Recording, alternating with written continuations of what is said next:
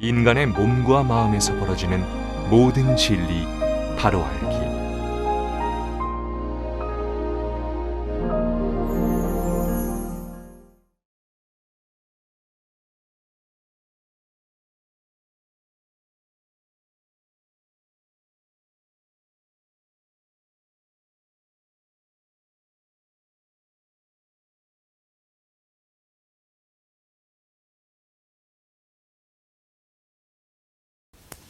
여러분한테 늘 몸에 대한 법문만 하다 보니 그 유튜브 동영상을 보는 많은 분들이 무슨 진리하고 깨달음하고 관련이 없는 듯 생각하는 것 같아 이제 마음에 대한 중점적으로 법문 한번 할까 합니다. 제가 여러분한테 인치에 대한 법문을 자꾸 해주는 것은 여러분들을 지도자로 만들기 위함이었어요. 단순히 불법을 믿는, 불교를 믿는 신자를 만들려고 했다면 마음에 가는 얘기를 해줘야 사람들이 감흥을 합니다. 근데 몸에 대한 얘기를 하면 많은 수행자들이, 신자들이 몸도 물질인데 왜 자꾸 몸을 집착하라고 그러지? 하고 이렇게 치우쳐 버립니다. 그래서 사람들은 제 법문을 들으면 저 몸에 대해서 공부를 해야 되는 건가? 왜 자꾸 그 몸에 대해서 얘기를 하지? 마음하고 관련이 없는 건가? 깨달음하고는 거리가 머네? 이렇게 판단을 합니다.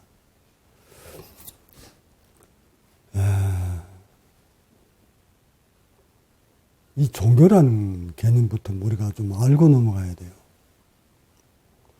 종교가 만들어지기 전에 인간의 마음이 먼저 만들어졌다는 얘기, 사실을. 신이, 우리가 여러분들이 모시는 신이 만들어지기 전에 인간의 마음이 먼저 형성됐다는 사실을 잊어서는 안 됩니다. 그러니까 인간이 탄생하고 신이 만들어졌지, 인간 탄생하기 이전부터 신이 있었다는 개념은 자기가 탄생하지 않았는데 어떻게 신이 있는지 없는지를 압니까?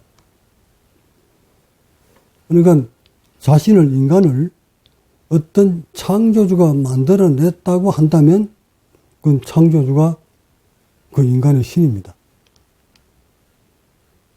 그러니까 우리 마음이 만들어지기 이전에, 탄생하기 이전부터 신이 존재를 해서 그 신이 여러분들을 만들어냈다면 어머니 아버지 짝짓기에서 나온 것이 아니라 신이 창조에 의해서 만들어졌다면 당연히 여러분한테, 그런 분들한테 신이 존재합니다. 그러나 그 신을 믿는 것 또한 마음입니다.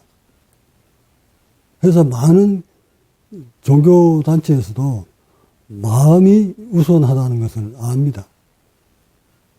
마음으로 신을 믿는 것이다. 신을 믿는 것 자체는 마음이다. 그러니까 사람들이 마음에 대한 얘기를 해줘야 바로 자기의 종교를 얘기하는 것 같고, 마음을 가지고 수행해야 마치 그 종교에 부응하는 거 맞게 수행하는 양 착각을 합니다. 근데 진화론을 들어가서 보면 결국 이 지구에, 이 우주에 신이 만들어지기 이전부터 인간의 마음은 존재했다는 사실을. 그러니까 보세요. 마음이 만들어지고 신이 만들어지고 그 다음에 종교가 또 만들어집니다. 그렇다면 오늘날 많은 종교에서 가르치는 내용을 들여다보면 대부분 다 신입니다. 너희 종교, 나의 종교 할 거 없이 모두 다 대부분 신입니다. 신 아니겠나요? 불교도 뭐 과학이다 하면서도 석가모니 가르치면 연기론이다, 인연법이다 하고 가르쳐 놓고 하는 행위들을 보면 모두 마음으로 불교를 믿게끔, 부처님을 믿게끔 만드는 겁니다. 부처를 믿으면 행복해지고, 부처를 믿으면 잘 살게 해주고, 부처를 믿으면 공부 잘하게 해주고, 부처를 믿으면 돈 많이 벌게 해주고, 부처를 믿으면 극락 가고, 뭐 이렇게 자꾸 뭘 믿도록 유도를 합니다. 그래서 그런 역사가 내려오면서 계속 사람들을 그렇게 믿게끔 만들다 보니 아직도 이 과학 시대에도 사람들을 믿게끔 합니다. 부처를 믿어라, 부처를 믿어라. 이제 워낙 이제 그 고등교육이 이루어지고 정보가 넘쳐 흐르다 보니 요즘 젊은이들은 뭘 믿으라 하는 것보다 보여주는 형태로 가져야 젊은이들이 그쪽으로 부응을 하면서 따라옵니다. 그래서 이 과학시대에 제가 수행을 통해서 깨달은 바를 여러분한테 지도를 하려고 하니 저는 마음보다 몸을 먼저 밝게 알므로써 몸 속에서, 이 세포 속에서 마음이 만들어지는 것들을 여러분이 체득하게 만드는 과정인데, 그러니까 마음이 만들어지는 것을 여러분이 깨달으려면 몸을 먼저 밝게 알고 그 몸을 가지고 수행해 들어가다 보면 의식이 만들어지는 과정을 스스로 체득을 하게 됩니다. 의식이 만들어지는 이 원리를 이론으로 아무리 배워도 깨달을 수가 없습니다. 이론으로는 깨달을 수 없는 것이 그 마음의 영역인데, 이것을 마치 믿으면 될 것처럼 자꾸 교육을 시킨다면, 가르침을 한다면, 그것 또한 신자를 만들기 위함이지 깨달은 자를 가르치는 방법은 아니기에 저는 여러분들을 수행하는 기법과 몸의 관찰을 통해서 마음이 만들어지는 과정을 지도했던 겁니다. 그렇다고 제가 마음에 대한 법문을 모르느냐, 이론을 모르느냐, 아닙니다. 마음이 만들어지는 자리까지도 들어갔는데 어떻게 그 마음에 대해서 모릅니까? 왜 신을 그렇게 숭배를 하는지까지도 다, 무엇이 신을 숭배하게 만들었는지까지도 다 알아버렸는데 그 마음에 대한 법문을 왜 못하겠습니까? 그래서 마음의 공부도 이제 한번 해볼게. 들어보면 마음의 근원주가 어디서 나왔는지, 몸을 깨닫고 완전히 깨달으면 그 의식에 대한 것은 그냥 자동으로 머릿속에서 나옵니다. 그건 깨달으면서 나오는 법문이 됩니다. 그걸 뭐 이론이나 이런 걸 경전이나 배워서 이렇게 법문하는 것보다 자신이 직접 의식에서 벌어지는 것들을 법문을 하면, 이게 비유를, 방편을 들어서 법문하면 법문 됩니다.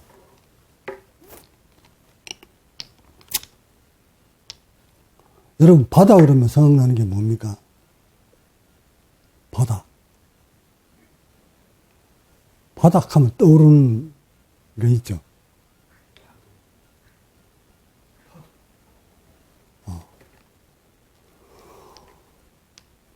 그럼 파도는 꼭 바다에서 나오는 거죠. 강에서는 안 나오나요? 근데 강은 파도 소리는 안 하네. 물결 친다. 근데, 그럼 뭐, 강까지는 우리 가지 말고 파도만 딱 봅시다. 파도 그러면 이제, 바다 그러면 파도야.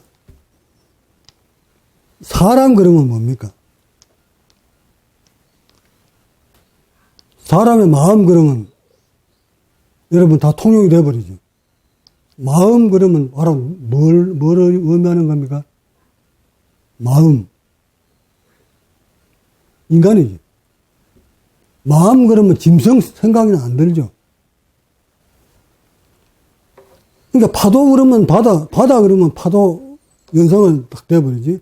그 마음 그러면 여러분 뭐하고 연결됩니까? 인간하고 바로 연결돼 버리잖아. 그러니까 마음과 인간은 뛸래야 뛸 수 없는 불가분의 관계지. 그럼 파도와 바다는 뛸래야 뛸 수 없는 사이.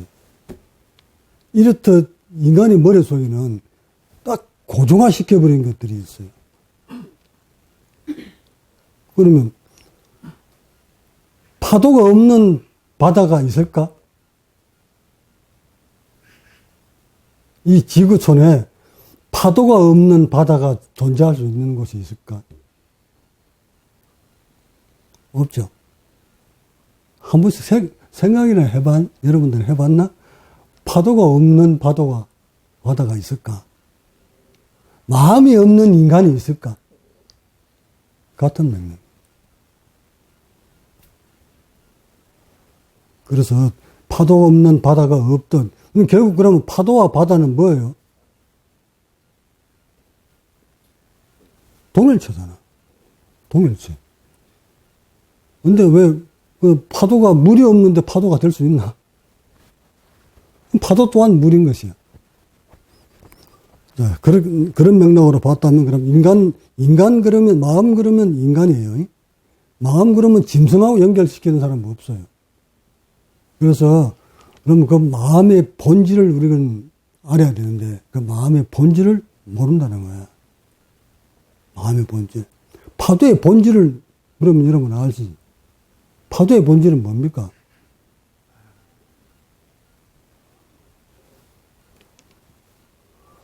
파도의 본질은 여러 가지의 작용에 의해서 만들어지는 거잖아요. 예? 그러니까 파도의 본질이 물이다 이렇게 얘기도 하겠지만 물도 원인이 있어요. 이 파도의 본질은 물도 될 수 있고 바람도 될 수 있고 온도의 차의 변화도 될 수 있고 여러 가지 기후의 변화에 의해서 만들어지는 것이 파도잖아요. 그러면 이 마음이라는 것도 결국 여러 가지 원인에 의해서 형성되는 것이 마음이잖아요.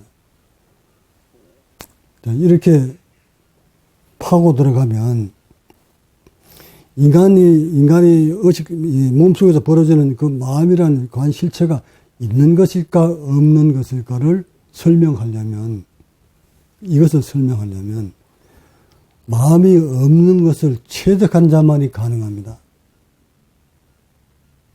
그래서 우리는 여러분들은 단순히 신을 믿는 것이 아니라 그 마음의 본질을 체득한 수행자의 길을 걷는 건데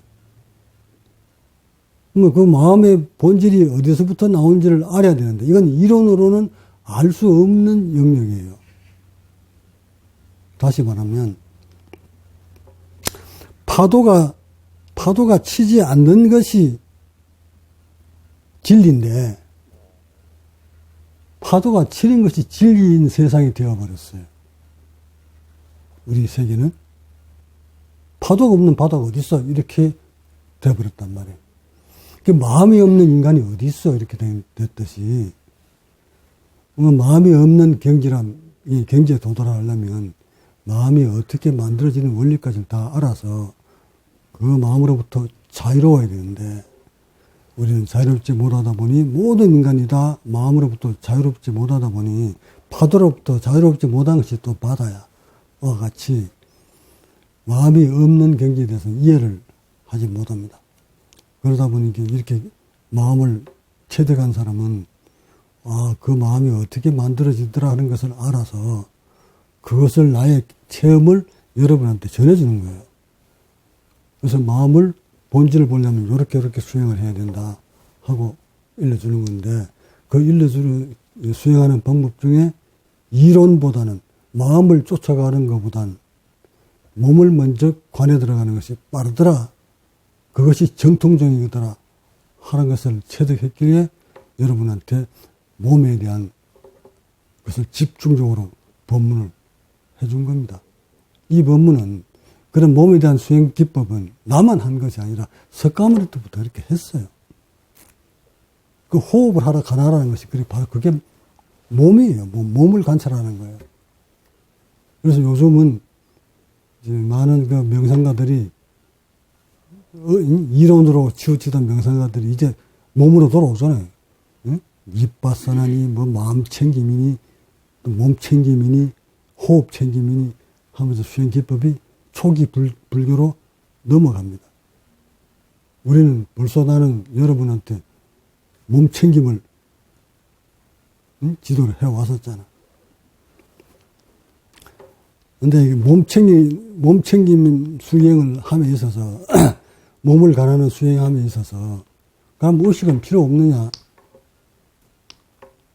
이제 이 대목을 내가 집중적으로 법문을 하려고 그래요. 몸 수행을 몸을 가지고 호흡을 올라가는 수행자가, 그러면 마음은 필요 없느냐? 몸을 움직이는 것 또한 마음이 몸을 움직이지 몸이 마음을 움직이는 건 아니에요. 몸은 마음을 만들게 만드는 거예요. 세포는 마음을 만들게 만드는 것이고 몸을 조종하는 것은 마음이에요. 이해 가셨나요? 세포는 세포 속에서 몸 속에서 마음이 나왔지만 몸이 마음을 컨트롤하지는 않아요. 근데 몸을 컨트롤하는 것은, 조절하는 것은 마음이에요. 그래서 나는 의식 가지고 몸을 조절하는 방법을 가르치기 전에 먼저 의식의 말을 들을 수 있도록 몸을 자꾸 만들어 가도록 만드는 기법이었는데, 여러분들이 지금 수행해오는 나의 제자 여러분들이 몸을 관찰하라고 하니까 몸만 대고 관찰을 하다가 의식은 지멋대로 논단 말이에요. 무슨 말이냐면,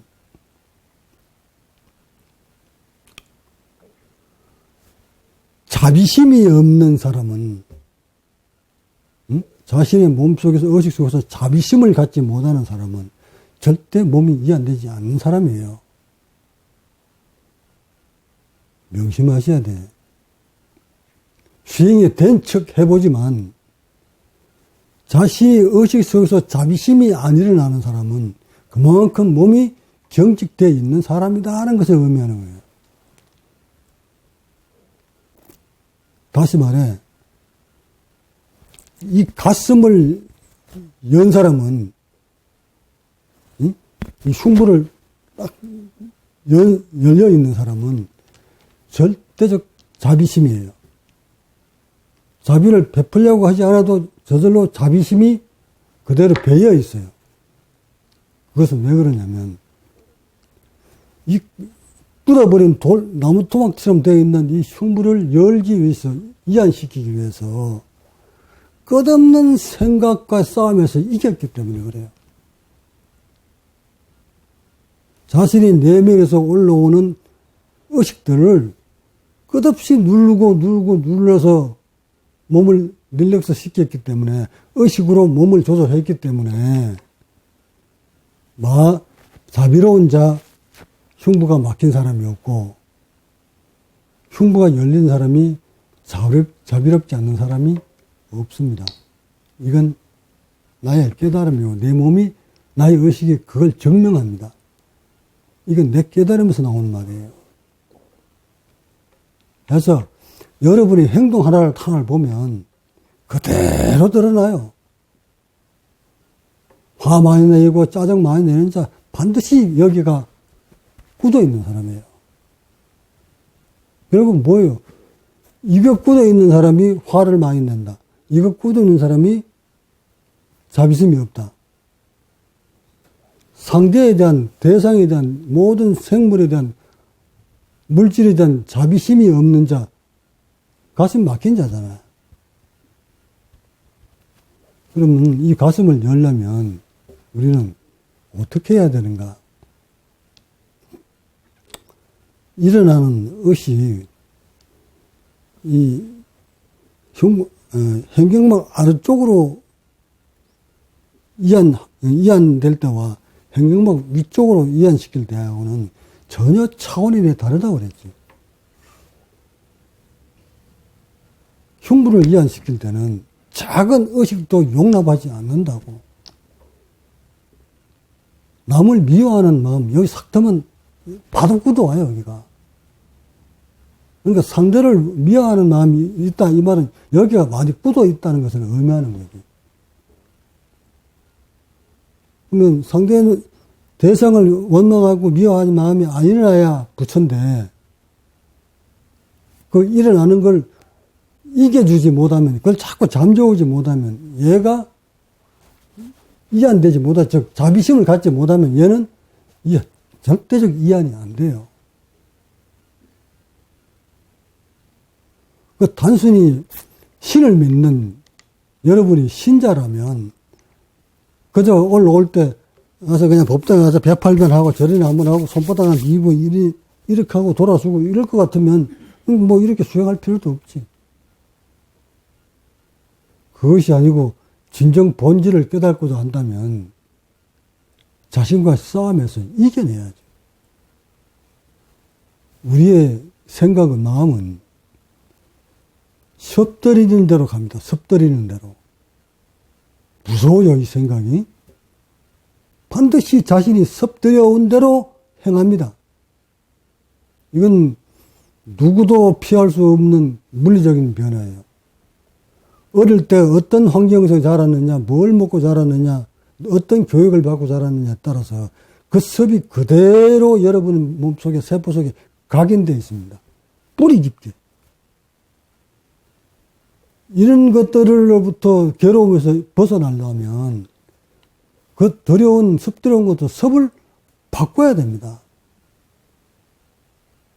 섭을 바꿔줘야만이 우리가 자신이 여러분이 가고자 하는 길로 갈 수가 있지. 그 습을 바꾸지 않고 환경과 대성을 바꾸려고 들면 안 바뀌지. 이거 바꿀 수가 없는 거죠. 우주를 자기가 어떻게 바꿔요? 그래서 지도자가 되려면 정말 내면에서 일어나는 그 의식 하나하나를 늘 눌러 이겨내려는 수행력이 필요합니다. 그게 우리는 근기라고 하잖아요. 근기. 아주 탁월한 상근기가 필요합니다. 화 일어날 때 화를 품어내는 자, 반드시 그 화가 다음에 더 정복합니다. 오늘 참지 못하는, 오늘 이 대상이 행한 이 얘기를 듣고 참지 못하면 그 다음에는 또 안 참아집니다. 이 화가 일어나는 것이 잘못된 섭에 의해서 일어나는 건데, 살아온 가정에서 잘못된 섭에 의해서 화가 나는 거잖아요. 그러면 그냥 잘못된 섭이 계속 일어나도록 살려면 이 수행자 길을 걸 필요는 없어. 그 일반 사람과 똑같이 조금만 바람 불어도 파도 소리 치고 막 기분 나빠도 파도 치고 이렇게 살아. 그러나 수행자의 길을 걷는 수행자라면 자신이 살아온 가정에서 잘못 섭들어진 이 의식이 어떤 환경과 대상부터 나타나는, 벌어지는 이 의식을 잠재우려고 노력을 했을 때, 그것이 잘못된 섭을 자꾸 고쳐가려고 했을 때 나중에는 받아치지 않는 찬찬한 바다로 갈 수 있는 것이지, 작은 흔들림에 계속 소리를 내는 파도와 같이 그대로 그 파도가 일어나는 것이 당연히 진리다 한다면 나도 방법이 없겠으나 그것은 진리가 아닙니다. 그러니까 자신의 내면의 세계를 잘 들여다보시고 요만한 의식 하나 일어나는 것도 그대로 품지 말고 그냥 속으로 삭히세요. 속으로 삭히는 것이 섭이 들여줘야 돼요. 응? 속으로 인내하는 것을 섭이 들여줘야 다음에 같은 일이 반복됐을 때 이겨낼 수 있는 힘이, 화의 폭이 점점 줄어듭니다. 똑같은 행위를 했는데 100일이 일어났었는데 이 100을 참지 못하고 품는 사람은 그 다음엔 110이 일어나요. 또 참지 않고 후를 품으면 그 사람은 100에서 머물러 있어요. 근데 백이라는 데미지를 받았을 때, 화가 일어났을 때, 인내를 이루고, 다스려주면, 참아주면, 다음엔 90으로 줄어듭니다. 90이 줄어들다가, 그것도 90이 일어날 때 참아주면 또 80으로 줄어듭니다. 이렇게 우리의 몸과 의식을 섭을 들어가는 겁니다.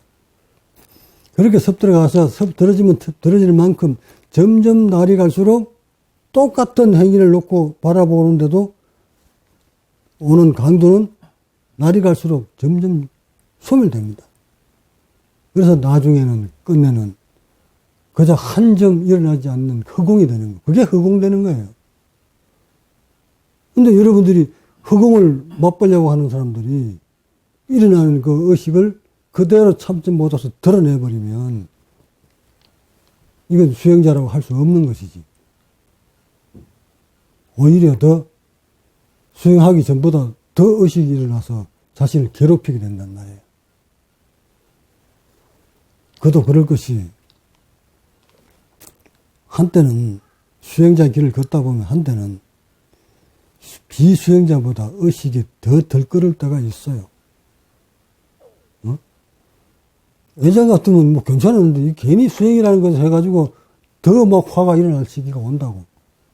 온다고 나 늘상 여러분들 말씀드렸어요. 그 원리까지도. 그렇게 덜 끌어올라올 때 이것을 덜 끌어올라올 때 수행하기 이전보다 더 같은 내용을 놓고 수행하기 이전보다 수행한 이후에 똑같은 상황인데도 화가 더 일어나는 시기가 왔을 때 이거 좀 이기고 넘어가면 그때는 큰 부사를 타요. 의식의 변화가 큰 부사를 탑니다. 근데 그 시기에 다다랐을 때 그걸 이겨내지 못하고 품어내버리면 바로 지금까지 해오는 수행이 허물어져 버립니다. 허물어졌다가 다시 거기까지 올라와야 돼요. 올라왔다가 또 거기서 못 이겨내면 또 허물어집니다. 이거 계속 반복하는 거지, 여러분들은. 선상까지 올라왔으면, 잘 인내하고 이까지 올라왔는데, 여기서 더 염증이나 더 기성을 부린다거나 흉부를 열지 못해가지고 막 답답증이 밀려오기나 막 이럴 때 대상이나 환경에 스트레스를 딱 주면 요거 못 이겨내면 타라라 일어내버리면 그동안 여기까지 올라왔던 것이 다시 밑으로 미끄러집니다. 미끄러졌다가 또 살살살살살살 또 여기까지 올라왔는데 여기서 건드리면 또 미끄러집니다. 이거 지금 계속 반복하는 거예요. 그걸 내가 어찌할까? 여러분, 첫째 몸만 알고. 그러니까 몸과 의식은 내가 같이 간다고 그랬잖아요. 몸 보면 아직 밑바닥 마음바닥이 다 보이고, 또한 행동하는 거 보면 그게 보이고, 다 보여요. 자기의 의식하고 안 맞다고 상대에 좀 나쁜 것이 보인다고 후루룩 일어내면 뭐라고 그래, 품고 있는 피를 확 품어봐라. 누구부터 입에 피를 묻혀야 되는가를. 상대 얼굴에 피를 묻히려면 반드시 자기 입에 먼저 피를 묻혀야 상대한테 피를 품을 수 있는 것이야. 이거는 수행자로서 기본 기초잖아, 기초. 그러니까 화가 일어날 때 이거를 탁 눌러서 자비심으로 돌아갈 수 있는 힘을 길러야지. 응? 상대가 뭘 잘못한 게 보이면 화가 일어나기 전에 피를 품기 전에 먼저 자비부터 먼저 일어나야지. 자비심을 딱 일어나면 상대의 잘못이 보이기에 앞서 그럴 수밖에 없구나 하는 마음으로 돌아서잖아. 그렇게 해서 자기를 이겨가는 힘을 길러야 되는 건데, 작은 행국이 하나 보이면, 행동을 하나 하면, 그걸 그냥 몰아쳐서 상대를 핍박을 주면 주게 하면서 먼저 자기가 화가 일어나잖아.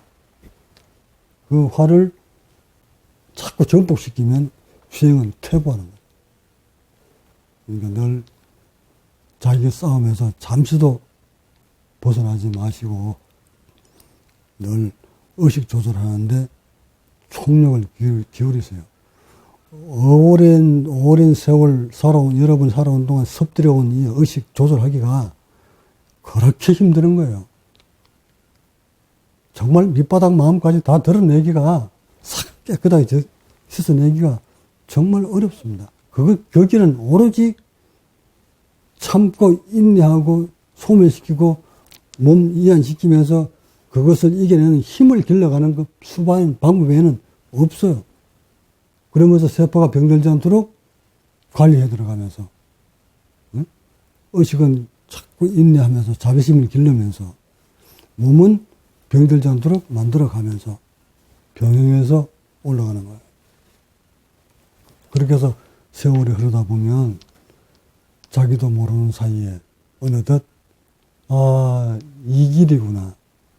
이렇게 몸이 만들어지는 거고 이렇게 의식이 만들어지는 것이었구나. 이걸 느끼지 못했구나 하고 느낄 때가 옵니다. 나는 여러분들이 그런 걸 딱 느낄 때마다 내가 환희심이 일어난다고. 여러분 스스로 그걸 딱 깨달으면서 선생님 이렇네요 하고 물어올 때 그래 이러마 하고 내가 나이 먹은 사람이든 적은 사람이든 꼴범을 툭 때리면서 이제 뭔가 봤구나 하고 한이라고 하잖아. 늘 깨어있는 수행자가 됨으로써 여러분이 쌓아온 잘못 섭들어온 정보, 섭들, 의식들 모두 뜯어 고치는 그 뜯어 고칠 때 반드시 피 흘리는 고통이 뒤따른다는 것을 잊지 마시고 잠시의 괴로움을 막 상대한테 대상한테 품어대는 그런 못난 수행자 되지 마시고 늘 자비로 품어주는 그런 수행자가 되시기 바랍니다. 법문 마칩니다.